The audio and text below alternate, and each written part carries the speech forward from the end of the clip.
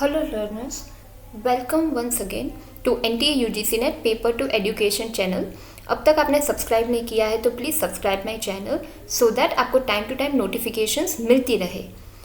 हम पढ़ रहे हैं चैप्टर नंबर 2 जो कि है NTA UGC Net paper two education. जो अगर आप पढ़ रहे हो या प्रिपरेशन कर रहे हो नेट एग्जामिनेशन के लिए तो उसमें जो ए सेक्शन है उसमें दी गई है committees commissions contribution to teacher education, यानी कि टीचर एजुकेशन इंस्टीट्यूशंस को अपग्रेड होने में या फिर करने के लिए कैसी कैसी कमिटीज़ बनाई गई है अब तक वो हमें पढ़नी है। तो आपने देखा होगा कि अब तक हमने पढ़ी है मेरे प्रीवियस वीडियो में part 1 that is secondary education commission, फिर कोठारी एजुकेशन कमीशन, फिर national policy on education, national commission on teachers, national curriculum framework 2005, national knowledge commission और ये 7th point Yashpal committee report. ये सबके प्लेलिस्ट मैंने ये वीडियो में नीचे डिस्क्रिप्शन में दे दिए हैं, so you can go through that.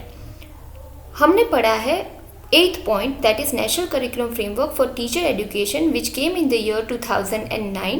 और ये जो ड्राफ्ट आया था 2009 में उसमें आप देखोगे आगे कि 6 चैप्टर्स हैं। मैंने पिछली बार भी आपको पढ़ाया था कि 6 चैप्टर्स है, उसमें से वो सारे डिटेल में है और वो पढ़ने ज़रूरी है क्योंकि कोई भी पॉइंट कब पूछ जाए नेट एग्जाम में हमें पता नहीं है। So part 1 and part 2 comprises of chapter 1 and chapter 2. Today we are going to study chapter number 3 that is included under part number 3. So without further ado, let us start with part number 3. You can see on the screen we are studying or going to study National Curriculum Framework for Teacher Education which came in the year 2009. The tagline for this is towards preparing professional and human teacher. This is the tagline which you all need to understand and remember. Today we are going to study chapter number 3. As you can see on the screen, this particular draft comprises of preface. कोई भी book हम या कोई भी document देखते हैं तो starting में प्रीफेस आता है। That also I had discussed in my very first part of this particular topic. Then you can see this document comprises of chapters. Chapter 1 that is context, concern, vision of teacher education. Then chapter number 2 that is curricular areas of initial teacher preparation, यानी कि कौन से curricular areas या फिर कौन से subjects होने चाहिए वो सब। And today we are going to study part number 3 that is chapter number 3 that is titled as transacting the curriculum and evaluating the developing teacher, that is whosoever is in the job as a teacher they need to have certain faculty development program and how the curriculum can help them to upgrade themselves, that we are going to study. Chapter number 3 Transacting the Curriculum and Evaluating the Developing Teacher. The draft comprises of very first thing that is introduction. It says the most critical aspect of the proposed teacher education curriculum is its transaction. Transaction मतलब यहाँ पे it is not about monetary transaction. It is talking about the curriculum transaction. How a teacher is going to teach to the students. How the transaction of communication, the syllabus or the topics that are going to transform from the teacher to the students. So that is transaction. 2 aspects of professional training, namely curriculum transaction and evaluation of learning, are discussed here. So in this chapter what you are going to study, how the curriculum is going to be delivered by the teacher in the classroom and how the evaluation, that is whatever the students have learned so far, what they are going to how they are going to imply in their real life. So how much knowledge they have got, that sort of evaluation you are going to do. Then it says 3.2 says transacting the teacher education curriculum, because of course we are focusing upon the upgradation of teacher education curriculum. So that is why here it is saying that transacting the teacher education curriculum. Table 2 which we are going to study soon. It represents a set of processes that unfold in teacher education program firmly rooted in the perspective briefly outlined below. देख लेते हैं वो भी. In the draft this particular table is given and here you can see, just wait a minute. See table number 2. It says comparison between the dominant current practice, that is what is prevailing right now, and proposed process-based teacher education curriculum framework, where it is proposed in this draft, that is the draft of NCF-TE 2009. तो उसमें बोला गया है process based teacher education curriculum framework की बात की गई है, और अभी जो चल रहा है वो है डोमिनेंट. तो किस तरीके से dominant? So here you can say comparison is given. Dominant practice of prevailing जो एग्जिस्टिंग अभी चल रही है उसकी बात की है. First point, it focuses upon psychological aspect of learners without adequate engagement with context, engagement with generalized theories of children and learning. कहना ये चाहते हैं कि it is focusing only upon the theoretical part rather than the practical one. Here, the process-based teacher education, it focuses upon the social, cultural, political, that is overall holistic development, और practical knowledge की भी बात की गई है along with the theory one. Then, dominant practice में क्या हो रहा है? Theory as given to be applied in the classroom. जो भी पढ़ा है वही बस समझना है. लेकिन यहाँ पे प्रोसेस्ड बेस्ड टीचर एजुकेशन में जो कि प्रपोज किया गया है ये पर्टिकुलर ड्राफ्ट में, कि कॉन्सेप्चुअल नॉलेज यानी कि फाउंडेशनल नॉलेज के साथ साथ हैंड्स ऑन एक्सपीरियंस लेना है, ऑब्जर्वेशन से भी सीखते हैं, एंड थियोरेटिकल नॉलेजमेंट भी उसमें बढ़ जाती है.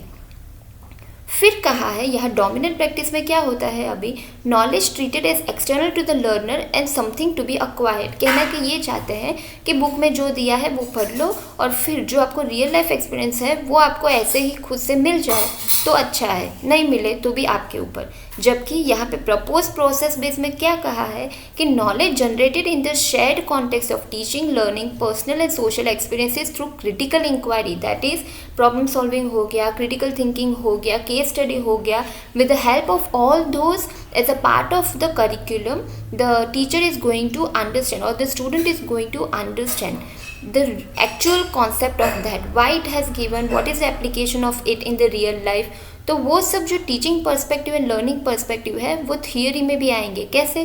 तो एक पर्सनल नॉलेज बिल्डअप होगा, सोशल एक्सपीरियंस, अगर ग्रुप एक्टिविटी दे दी तो सोशल एक्सपीरियंस हो जाएगा, क्रिटिकल थिंकिंग, केस स्टडी दे दिया, प्रॉब्लम सॉल्विंग दे दिया, तो आप लॉजिकली उस चीज़ को सोचोगे एंड अप्लाई करोगे अपना knowledge. So this is how we can say process-based teacher education is more focusing upon the practical knowledge. Then अभी dominant की बात करते हैं. Teacher educators instruct and give structured assignments to be submitted by the individual students. अभी B.Ed में क्या हो रहा है, तो जो structured assignments है, जो fixed है, वही वो aspiring teachers को submit करने होते हैं. Training schedule packed by the teacher directed activities. Little opportunity for reflection and self study is given. अभी ऐसा नहीं है कि बिल्कुल प्रैक्टिकल नॉलेज नहीं है, लेकिन एक्चुअल जो होना चाहिए डीपली वो नहीं हो पा रहा है. सो मोस्टली आप कह सकते हो कि सेल्फ के ऊपर रिफ्लेक्ट करना या सेल्फ स्टडी है वो बहुत लिटिल अपॉर्चुनिटी रह जाती है, या बहुत कम अपॉर्चुनिटी दी जाती है एस्पायरिंग टीचर को. जबकि इसमें ये पर्टिकुलर ड्राफ्ट में बोला है teacher educator evoke responses from students to engage them with deeper discussion and reflection. Students encouraged to identify and articulate issue of self study, critical inquiry, reflective journals on their observation, reflection including conflicts. यानी कि यहाँ पे आप कह सकते हो कि जो बच्चे आंसर्स देते हैं that is going to help them in order to think properly, to have their own ideas to be developed at a wider sense. फिर कहते हैं डोमिनेंट में अभी के प्रिवेलिंग में short training schedule after general education. छोटी सी training आपको दी जाती है, स्केड्यूल की जाती है, and that too after the theoretical one.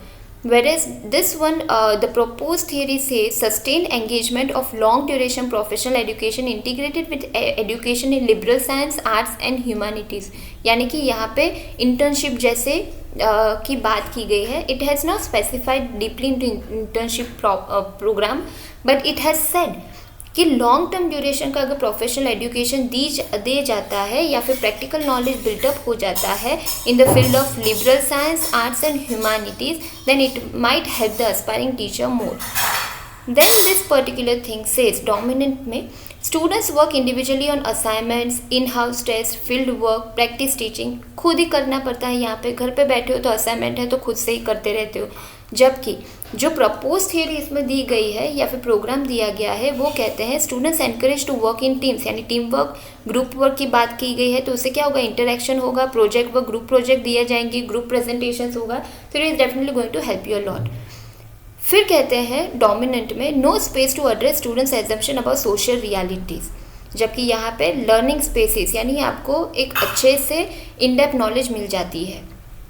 फिर डोमिनेंट में बोला गया है no space to examine students conception of subject knowledge, subject knowledge उतना अच्छे से नहीं मिल पाता, जबकि यहाँ पे प्रैक्टिकल एंड थियरी दोनों मिल जाएंगे। Practice teaching of isolated lessons plan in standardize format with little non reflection on the you can say practice of teaching. तो जबकि अभी जो ये प्रोसेस्ड ड्राफ्ट जो ये ड्राफ्ट है उसमें दिया गया है school internship student teach with in the flexible formats larger framework of units of study, यानी कि इन डेप्थ नॉलेज भी दी जाएगी, कॉन्सेप्ट का वेब चार्ट या फ्लो चार्ट भी दी जाएगा, and maintain a reflective journal. Reflective journal यहाँ पे बहुत ज़्यादा फोकस किया गया एरिया है। रिफ्लेक्टिव जर्नल का मतलब क्या होता है, तो रिफ्लेक्टिव जर्नल मीन्स कि जब आप कोई भी education teacher education related course करते हो, आपका मॉन्टेसरी हो गया, बीएड हो गया, पीटीसी हो गया, तो वो सब में आपने देखा होगा कि whenever you are observing some other person's lesson, then you are actually making a draft or preparing some notes. So that is nothing but that is reflective journal. Whatever you have observed, you are jotting down in the form of points. So that sort of writing habit is going to help you a lot in order to analyze that how you have to actually become a proper teacher or educator. So that sort of training should be given to the aspiring teachers. That's what this draft, that is NCFTE 2009, talks about. Then it also had said that need for complementary structure and mechanisms. It says all theory courses which needs to be interdisciplinary in structure and have field-based units of study. Interdisciplinary किसे कहेंगे, जब एक subject आप दूसरे subject के साथ link करते हो या फिर कनेक्ट करते हो। एग्जाम्पल से फॉर एग्जाम्पल मैथमेटिक्स में हो गया numericals 1 2 3 4 5 6 and so on, and science में आप पढ़ा रहे हो द कॉन्सेप्ट ऑफ वेलोसिटी या स्पीड। तो स्पीड में अगर आप मेजर करते हो कुछ भी, तो उसका इक्वेशन जो आता है that is also the equation part is also part of mathematics only. हो गया ना, उसमें आप इक्वेशन में आप देखो कभी एडिशन आता है, सब्ट्रैक्शन आता है, मल्टीप्लिकेशन आता है, एरिथमेटिक आता है, algebra what we basically say. So this is how we can say interdisciplinary subject या फिर correlation between the subjects needs to be there. और field based units of study, यानी कि थियरी के साथ साथ ऐसे भी कोई प्रैक्टिकल या फील्ड वर्क होता है तो वो एक होलिस्टिक डेवलपमेंट करने में बहुत ज़्यादा कंट्रीब्यूट करता है. So that should be there. Then it says establishing teacher learning centers. This is most important कि टीचर लर्निंग सेंटर्स TLC बोलते हैं, तो वो उसमें क्या होना चाहिए.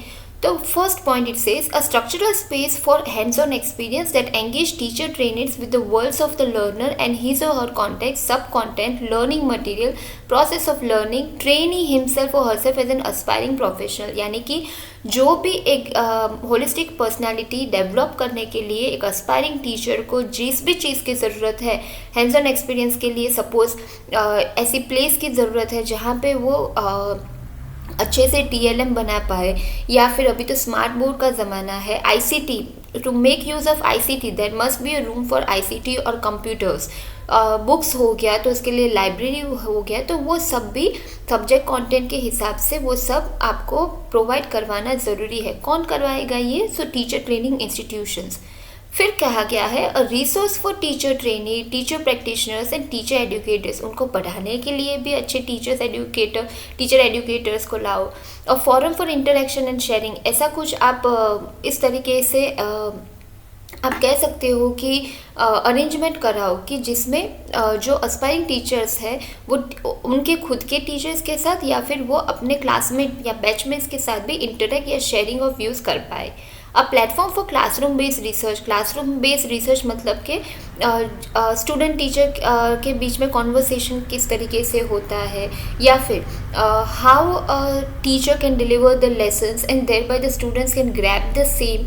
So that sort of platform should be provided. A structural space for self-directed activities, यानी कि थोड़ा इंडिविजुअल या ग्रुप एक्टिविटी आप दे देते हो तो सेल्फ डायरेक्टेड एक्टिविटीज़ खुद से भी इंसान जान पाएगा, इंट्रोस्पेक्शन कर पाएगा कि where he or she is lacking. A platform for developing a repertoire of skills. Skills तो बहुत सारी टीचिंग स्किल्स है, जैसे कि आपका हो गया skill of questioning, then skill of introduction, then skill of probing, that is skill SP, skill of probing, फिर reinforcement, skill of reinforcement, so many. तो ये सब एक डेवलपमेंट करने के लिए टीचर में, एस्पायरिंग टीचर में इसके ऊपर भी फोकस देना अच्छा रहता है. अ structural space for personal and psychological development of teachers. तो यहाँ पे साइकोलॉजी, कॉग्निटिव डेवलपमेंट की भी बात की गई है पर्सनल ग्रोथ के साथ. A structural space for forging links between pre-service and in-service teacher education. उसमें कहा गया है a cluster of schools selected by DIETs, IASCs, departments of education each year to place pre-service students can also be the selected schools for in-service program. बहुत ही ये important point बोला है. See, जो एक स्कूल का पूरा ग्रुप रहता है, कौन सिलेक्ट करता है? तो डाइट वाले, IASC वाले, डिपार्टमेंट ऑफ एजुकेशन. तो ये लोगों ने जो भी स्कूल का एक ग्रुप करा रखा है, और एवरी ईयर ये लोग जो प्री सर्विस स्टूडेंट्स को जहाँ पे पढ़ाए जाते हैं, प्री सर्विस किसे बोलते हैं? आपका PTC हो गया, BEd हो गया, मॉन्टेसरी हो गया, जहाँ पे आप पढ़ने गए हो, अभी टीचर नहीं बने हो. तो ऐसी प्लेस पे अगर ये जो डिपार्टमेंट्स है या डाइट्स है या डाइट और आप कह सकते हो IASC जो है, जो इन्होंने स्कूल का एक क्लस्टर बनाया गया है, एवरी ईयर ये जो प्री सर्विस स्टूडेंट्स है या एस्पायरिंग टीचर्स है वो ऐसे स्कूल्स में जाते हैं, और वो जहाँ पे भी प्लेस किए गए हैं वैसे स्कूल में अगर इन सर्विस उनका ग्रोथ डेवलपमेंट कितना हुआ है, वो जॉब में रहे फिर उनका ग्रोथ डेवलपमेंट कितना हुआ है, वो अगर वो डाइट वाले चेक करते हैं तो वो बहुत अच्छा रहता है. क्यों ऐसा होता है कि प्री सर्विस में ट्रेनिंग दी गई है और उसके बाद जब इन सर्विस में गए हैं तो एक्चुअल डेवलपमेंट हुई है. कौन सी चीज़ें हैं जो उनके डेवलपमेंट में अभी भी आप कह सकते हो एक हर्डल है, तो वो उनको अगर फेस हो रहे तो उनका सॉल्यूशन लाना है. कोई फैसिलिटी नहीं आई है इंस्टीट्यूशन में, जॉब में, तो वो फैसिलिटी प्रोवाइड करवानी है. So that is why this particular point is very important suggestion के रूप में. फिर कहा गया है evaluating the developing teacher at appropriate stages and feedback given to the trainees. It says the comprehensive nature of evaluation through engagement with learners in their context, school curriculum and textbook, process of learning and knowledge, psychological and professional development, understanding of institutional arrangements, policy perspective, pedagogy and curriculum. ये सारी चीज़ें pedagogy क्या कहते हैं? pedagogy किसे कहते हैं? तो how you are actually teaching the adults. Curriculum इस हिसाब से होना चाहिए, इंस्टीट्यूशनल अरेंजमेंट उस हिसाब से होनी चाहिए, तो वो सब यहाँ पे ध्यान देने की बात की गई है. इवैल्यूएशन कैसे होगा? जो पढ़ाया है वो ऑब्जर्विंग द लर्नर्स, यहाँ पे missing it, observing learners for a specified duration in specific situation. आप देखो, आप जो जर्नल, रिफ्लेक्टिव जर्नल बनाते हो, ऑब्जर्वेशन जर्नल, तो आप किसी और का lesson, if you are aspiring teacher, तो किसी और का लेसन जो आपका बैचमेट है उसका सबसे पहले आपको ऑब्जर्व करने को दिया जाता है टाइम. सो स्पेसिफाइड ड्यूरेशन में, स्पेसिफिक सिचुएशन में you are observing that particular learner और particular teacher, aspiring teacher. Number of hours of observation, methods used, detailed notes, recording formats, data coding, reports, analysis and interpretation, वो सब आपके observation journal में include होना ज़रूरी है. So this is how evaluation can be done. Observational records maintained by the student teacher on a set of criteria relevant to the task and report writing. field notes हो गई आपकी. Classification schemes used to make sense of qualitative data. यहाँ पे अगर आपको school में आपको ले गए हैं टीचर इंस्टीट्यूशन वाले, और वहाँ पे आपको कोई एक्टिविटी दी गई है वो स्कूल में बच्चों के साथ करवाने के लिए, सपोज़ कोई PT का लेक्चर हो गया, या आपका कोई साइंस सब्जेक्ट है तो आपका कोई एक्सपेरिमेंट हो गया, कॉमर्स फील्ड वाले हो तो आपने कुछ PPT दिखा दी, तो अगर आपको वैसे टाइप के कोई एक्टिविटीज़ करवानी है या करवाते हो आप, तो वो सब भी आप कह सकते हो कि एक असाइनमेंट या रिपोर्ट राइटिंग में वो सब भी जाता है। फिर स्कूल कॉन्टेक्ट प्रैक्टिकम यानी practical work. School contact practicum to relate and communicate with learner. उसमें दिया गया है प्रिपरेशन कराओ, choice of activity, material, development that takes place in the classroom, interaction with children, reflection on issues regarding students learning, expression, creativity, discipline, influence of varying context. यहाँ पे एक बात की गई है एक्शन लर्निंग की। I hope you know what do you mean by action learning. Action learning क्या होता है? क्लासरूम टीचिंग और लर्निंग के दौरान कोई बच्चा अगर स्टडी लेक्यूना या लर्निंग लेक्यूना उसमें दिखाई दे रहा है, हैंड राइटिंग अच्छे नहीं है, समझ नहीं आ रहा है, so you are focusing upon that one particular child for certain specific duration of time, और उसमें फिर उसके ऊपर आप काम करते हो। आप खुद से एज अ टीचर आप सोचते हो, समझते हो कि कौन सी प्रॉब्लम आ रही है, क्यों वो बच्चा लिख नहीं पाता है, घर पे कोई प्रॉब्लम है, फ्रेंड्स उसके अच्छे नहीं है, ऐसे अलग अलग एवेन्यूज आप सोचते हो। Then slowly and steadily you are giving them certain work, और फिर धीरे धीरे आप वो चेक भी करते हो at a different interval period of time कि कितना सुधार आया है। So that sort of thing is definitely going to help you a lot to the aspiring teacher. फिर planning for the school contact, choice of theme, activity, मतलब कि ये पूरे में यही बोला गया है कि एक टीचर ट्रेनी को किस तरीके से आप अपग्रेड कर सकते हो, उनकी स्किल एनहांसमेंट करो। देखो, पोस्ट कॉन्टेक्ट डिस्कशन कराओ, quality of discussion, insight analysis, then psychological development, professional development, course या थियरी या प्रैक्टिकल नॉलेज वैसे दी जाए, वर्कशॉप के थ्रू, रेलिवेंट थीम्स और स्टोरीज के through, story folders specially for the literature teacher, understanding the learner, curricular, pedagogic issues, that is teaching learning issues or methods, teacher as a researcher, action research, most important, internship activities on which students may be assessed by reflective journals, observation sheets. So all these are definitely going to help them a lot. It is going to help whom? The student teachers को या aspiring teachers को. Then it has talk about designing instruments of evaluation, assessment, preparation of scheme for continuous comprehensive evaluation. ये हमने second chapter में detail में पढ़ लिया है. What is CCE? Formative summative assessment हो गया हमारा, that one. So with this, it's a wrap for today's session. Thank you so much. Do like and subscribe the channel. For more detailed knowledge, do subscribe at UGC Net Paper to Education. Till the next time, keep learning, keep achieving.